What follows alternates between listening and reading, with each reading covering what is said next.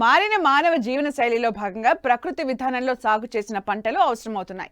అందుకే ఎటువంటి రసాయన ఎరువులు వాడకుండా సేంద్రియ పద్ధతిలో పంటలు సాగు చేస్తున్నారు చాలా మంది రైతులు. మొదట దిగుబడులు తగ్గినా తర్వాత అధిక దిగుబడులు రాబట్టడంలో రైతులు సత్ఫలితాలు సాధిస్తున్నారు. ఈ కోవలోనే పశ్చిమ గోదావరి జిల్లాకు చెందిన ఓ రైతు 5 ఏళ్లుగా ప్రకృతి వ్యవసాయంలో వరిని పండిస్తూ సత్ఫలితాలు సాధిస్తున్నారు.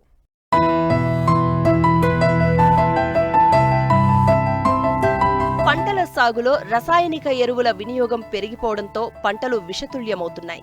వాటి వల్ల జనం వింత రోగాల బారిన పడుతున్నారు. తక్కువ వయసులోనే బీపీ, షుగర్, గుండె జబ్బుల బారిన పడుతున్నారు. ఈ నేపథ్యంలోనే చాలా మంది ప్రకృతి విధానంలో పండించిన పంటలను తినాలనే అవగాహన పెరిగింది. అందుకే చాలా మంది రైతులు ఈ విధానంలో పంటలను సాగు చేస్తున్నారు. ఈ కోవలోనే పశ్చిమ గోదావరి జిల్లా ఆచంట గ్రామానికి చెందిన రైతు చిలుకూరి విశ్వేశ్వరరావు 5 ఏళ్లుగా ప్రకృతి విధానంలోనే వరి సాగు చేస్తున్నారు.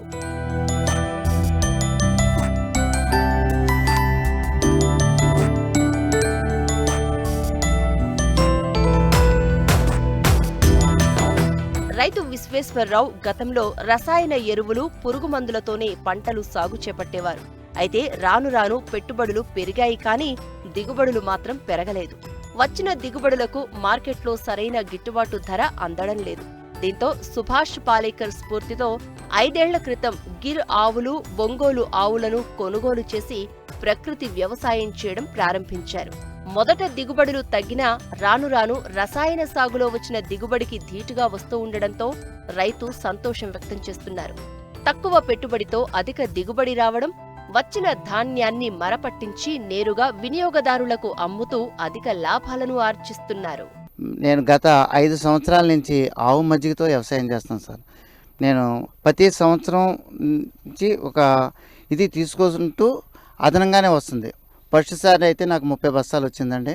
తర్వాత 35, 38 అలా 40 అలా వచ్చింది సార్. నాకు ఈ 5వ సంవత్సరం పంటలో మాత్రం నాకు అందరితో పాటు సమానంగా వస్తుంది అని ఒక ఆశాజనకంగానే నేను ఉన్నాను సార్. పక్క రైతులది కానివ్వండి, ఇది కానీ వాళ్ళంతా పురుగు మందులు, ఎరువులు అన్నీ వాడుకున్నారు. నేను కేవలం ఆవు మజ్జిగని లాస్ట్లో గత పంచిగవయ్య ఒకటి కొట్టాను సార్. ఇది 13, 18 వెరైటీ మార్టేర్ ఫామ్ నుంచి తీసుకున్నాను. మా ఈ పక్క అంతా కూడా అందరూ అదే వాడతారు సార్. ఆ వెరైటీని మేము సారవలో పెడుతున్నాం.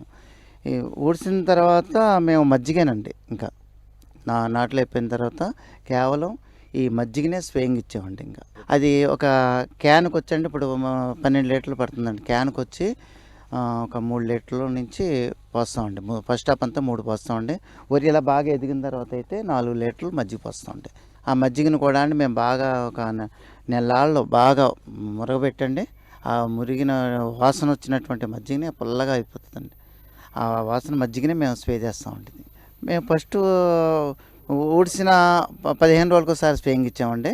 తర్వాత మళ్ళీ ఒక 20 రోజులకు మళ్ళీ ఒకసారి అలా ఇచ్చామండి. చేను బాగా మంచి మందు వేసినట్టుగానే మంచి చక్కగా ఎదుక్కుంటూ వచ్చిందండి. ఒక ఎకరానికి వచ్చి 30 లీటర్ల నుంచి 40 లీటర్లు పడుతుంది సార్. ఇది 12 లీటర్ల క్యాన్కి ఒక 3 లీటర్ల మజ్జిగ పోస్తాం సార్. ముందు వరి బాగా పెరిగిన తర్వాత ఇప్పుడు ఈ రకంగా తయారయ్యేటప్పటికి 4 లీటర్లు వేస్తాం సార్ క్యాన్కి వచ్చి. అంటే 40 లీటర్లు పడుతుంది సార్. ఒక ట్రిప్కి ఒక ఎకరానికి 40 లీటర్ల మజ్జిగ స్ప్రేయింగ్ ఇస్తాం. అలాగే మేము 4వసారి చేసాం సార్. ఇది మేము బెంగాలీ వాళ్ళతోటి ఊడిపించామండి. ఇది ఊడిపించిన కాడి నుంచి మేము ఎక్కడ కూడా కలుపు అనేది మాత్రం మేము మనుషుల్ని పెట్టి తీయించుకున్నామండి. మేము కవ్వంతో మజ్జిగ చేస్తాం సార్. మేము ఆవు పాలు మాయి కాసి తోడెట్టేసి మేము పెరుగుని మేము కవ్వంతో మజ్జిగ చేస్తామండి.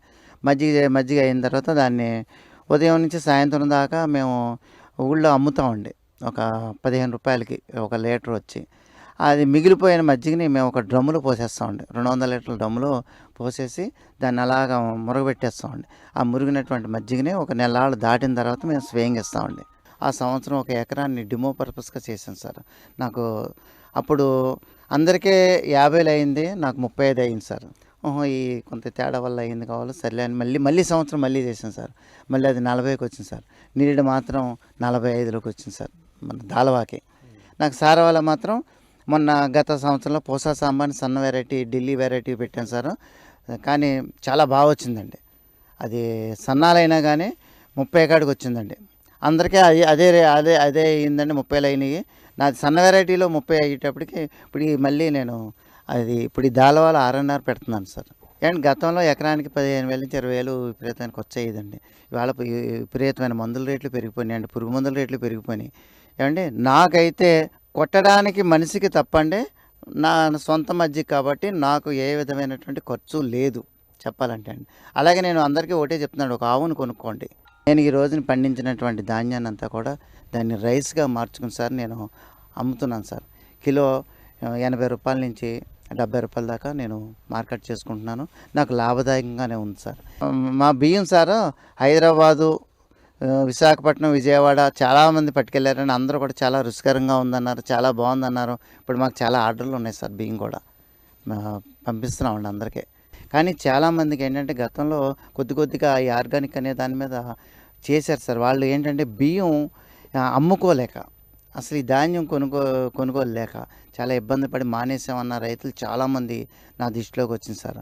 అదేంటంటే ప్రభుత్వం ఈ యొక్క విధానాన్ని మరి ఇలా ఆర్గానిక్ చేసినటువంటి ఈ ధాన్యాన్ని ప్రభుత్వమే కొనుగోలు చేసి, ఏమండి ఎవరైతే మళ్ళీ బియ్యాన్ని తింటున్నారో వాళ్ళకి కూడా సబ్సిడీ మీద, అంటే రేట్ ఎక్కువ అని కాకుండా వాళ్ళకి కూడా తగ్గించి ఆ బియ్యం మీద సబ్సిడీ ఇస్తే రైతులు కూడా అంతా కూడా ఈ పురుగు మందులు, ఎరువులు అన్నీ మానేసి ఇలాంటి మజ్జిగ మీద కానివ్వండి, లేకపోతే వేరే విధంగా కానివ్వండి రకరకాలుగా పండించడానికి మాత్రం రైతులు మాత్రం సిద్ధంగా ఉన్నారు.